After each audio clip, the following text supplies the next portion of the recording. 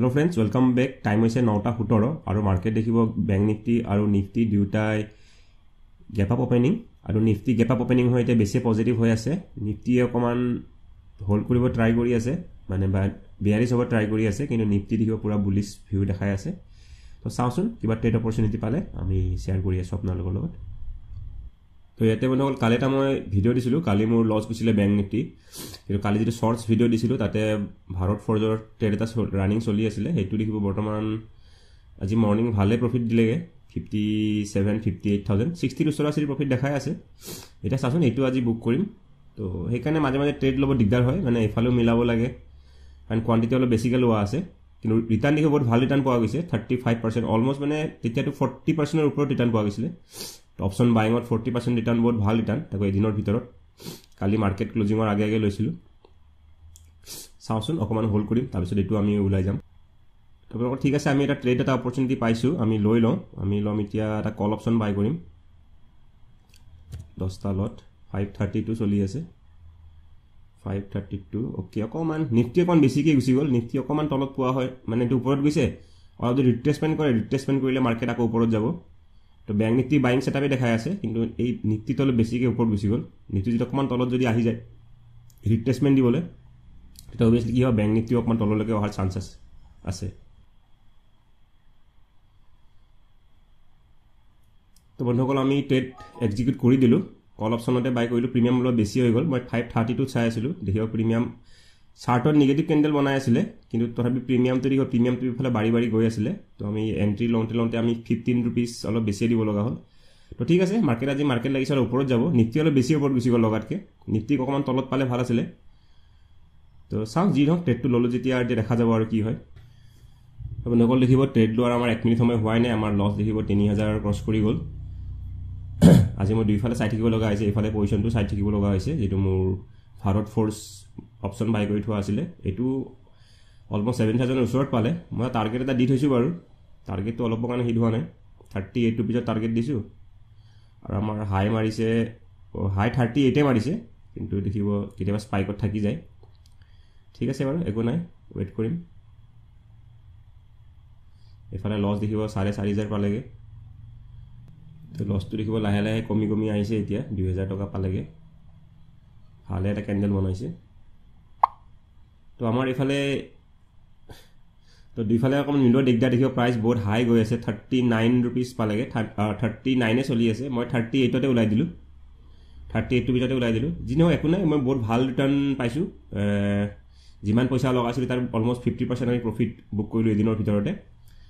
তো এতিয়া দেখিব 40 रुपीस ওচৰা-ওচৰি চলি আছে কিন্তু মোৰ দুইফালে মিলাব দিগদাৰ হয় এখানে মই ইফালে টাৰ্গেট এটা লিমিট প্ৰাইস দি থৈছিলো আৰু নহলে আকৌ বাৰে চাৰ্টখনো চাই থাকিব লাগে এখানে উলাই দিলো একো নাই বাৰু ভাল প্ৰফিট বুক কৰিলো এফালে দেখিব এতিয়া লসটো কমি বহুতখিনি 2000 টকা লসলৈকে আহিছে 1500 টকা এটা আপোনালোক যদি ভাৰত ফৰ্জৰ এনালাইসিসটো দেখাব লাগে একেবাৰে ইজি হয় এনেকুৱা এনালাইসিস মোৰ আগৰ সুইং ট্ৰেডিং ভিডিও বিলাকত আপোনালোকৰ লগত শেয়াৰে কৰি থাকো এটা মাৰ্কেট স্ট্ৰাকচাৰ থাকে একদম বেসিক মাৰ্কেট স্ট্ৰাকচাৰ যেতিয়া মাৰ্কেট ওপৰত যায় মাৰ্কেটে কি কৰে এটা জায়গাৰ পৰা ৰেজিস্ট্যান্স লয় এনেকুৱা জায়গা এটাৰ পৰা तर এই লেভেলটোৰ পৰা মাৰ্কেট ৰেজিস্ট্যান্স ললে আপোনালোকে এই লেভেলটো এনেকে ড্ৰ কৰি থব পাৰে ঠিক আছে তো এটো মই এনালাইসিস 1000 বাৰ এক্সপ্লেইন কৰিছো একদম সবতকে ইজিয়েষ্ট সেটআপ হয় আৰু সবতকে কামত দিয়া সেটআপ দেন মাৰ্কেট কি কৰে এই লেভেলটো ব্ৰেক কৰে কেতিয়াবা এবাৰত ব্ৰেক কৰি দিয়ে নাইবা কেতিয়াবা কি হ'ব পাৰে হয়তো আৰু সেকেন্ড টাইম ৰেজিস্ট্যান্স লব পাৰে বা থাৰ্ড টাইম লব পাৰে বা ফোৰ্থ টাইম কিন্তু এদিন নহয় এদিন এই লেভেলটো এই যেটো ৰেজিস্ট্যান্স লেভেলটো এদিন নহয় এদিন ব্ৰেকআউট দিবই আৰু যেতিয়া মাৰ্কেট ব্ৰেকআউট দিয়ে ভালকে যেতিয়া ব্ৰেকআউট দিয়াৰ পিছত মাৰ্কেট কি কৰে আকৌ এই লেভেলটো লৈকে আহে আৰু লেভেলটো লৈকে আহি কি কয় যেটো আগত ৰেজিস্ট্যান্স লেভেল আছিল ৰেজিস্ট্যান্স বৰ্তমান কি হৈ যায় আমাৰ সাপোৰ্ট হৈ যায় সাপোৰ্ট হলে আমি ইয়াতে বাই কৰিব ট্ৰাই কৰো আৰু ইয়াৰ পৰা আমি মাৰ্কেট ওপৰত যোৱাৰ চান্সেস বহুত হাই থাকে তো এটো সেটআপতে আমি ট্ৰেড লৈছিলো আপোনাক দেখাই আছো তাৰ আগতে এবাৰ আমি পজিশনটো চাই লওঁ কাৰণ এফালে আমি ষ্টপ লস দিয়া নাই ওকে ঠিকই আছে তো এটো দেখিব সেম এনালাইসিস মার্কেট ওপৰত গৈছে ইয়াৰ পৰা দেখিব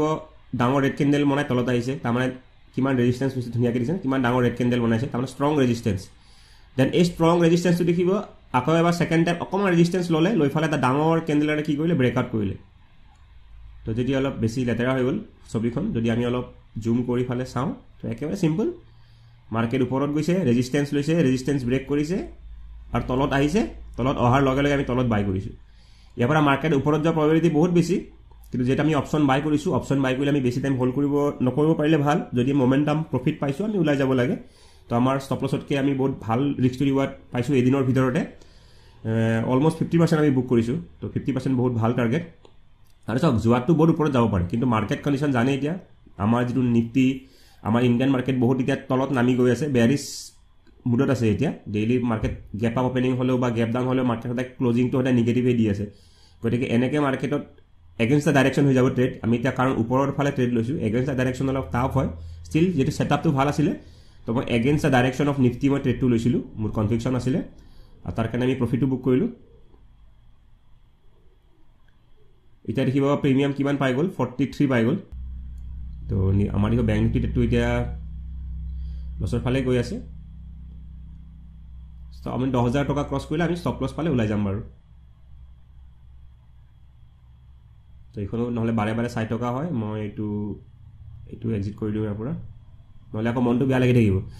মাৰ্কেট বোলে আৰু ওপৰত কণ্টিনিউ গৈ আছে। এই চাৰ্টখনো ইয়াৰ পৰা আঁতৰাই দিওঁ, নহ'লে আকৌ বেয়া লাগি থাকিব। ঠিক আছে, এতিয়া আমি অকল আমাৰ অপশ্যন বাইংটো মনিটৰ কৰি থাকিম।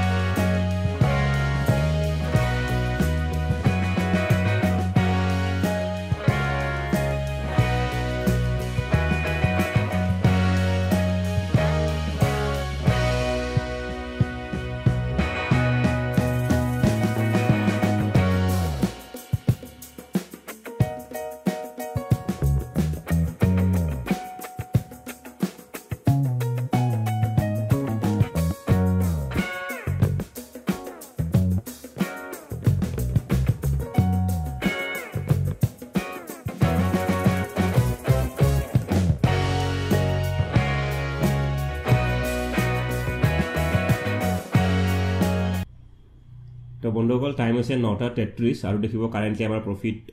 অলমষ্ট 3,900 ক্ৰছ কৰিছিলে। তো আমি যদি চাব যাওঁ এটা ভাল মমেণ্টাম, ফাইনেলি বেংক নিফটিও এটা মমেণ্টাম দিছে, কিন্তু যিটো আমি কৈ আছিলোঁ হাই ব্ৰেক কৰিলে আমাৰ টাৰ্গেট পাই যাম, কিন্তু হাইৰ ওচৰতে আছে। কিন্তু আমাৰ প্ৰিমিয়ামটো ইমান স্পাইক হোৱা নাই, আজি প্ৰিমিয়াম বহুতেই কম গৈ আছে, কাৰণ আমি অলৰেডি যদি চাব যাওঁ আমি ইয়াতে ক'ৰবাত বাই কৰিছিলোঁ। তো আমি দেখিব এতিয়ালৈকে 76 পইণ্টছ আমাৰ এটলিষ্ট 6,000 5,000 প্ৰফিট পাবগৈ লাগে, কিন্তু আমাৰ প্ৰফিট দেখিব বহুতেই কম চলি আছে। তো কাৰেণ্টলি আমাৰ প্ৰফিট 4,000 ক্ৰছ কৰিলে।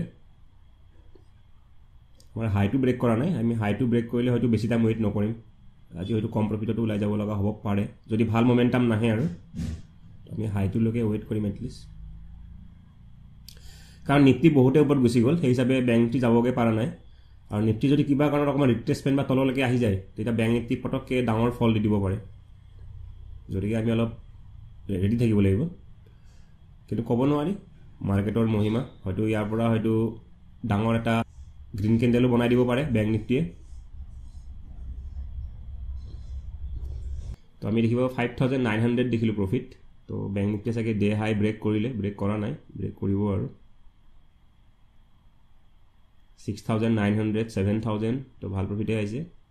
7,400 8,000 7,900, অ'কে আমি ৰেডি থাকিম, আমি স্পাইকতে ওলাই যাবলৈ চেষ্টা কৰিম। অ'কে, বেংক নিফটিয়ে দেখিব ব্ৰেকআউট দিছে।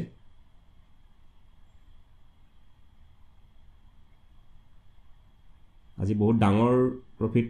এক্সপেক্ট নকৰোঁ, আমি স্পাইকতে ওলাই যাবলৈ ট্ৰাই কৰিম। 8,800 তো আমাৰ টাৰ্গেটৰ ওচৰতে আহিছে তো দেখিব যিটো কৈ আছিলোঁ বেংক নিফটি এটা হয়তো ক্লোজিংটো এটা ব্ৰেকআউট ষ্ট্ৰং ব্ৰেকআউট দিব পাৰে তো ষ্ট্ৰং ব্ৰেকআউটে দিছে তো আমি অলমষ্ট 9000 দেখিলোঁ 8800 8900 আৰু অলপ ৱেইট কৰিম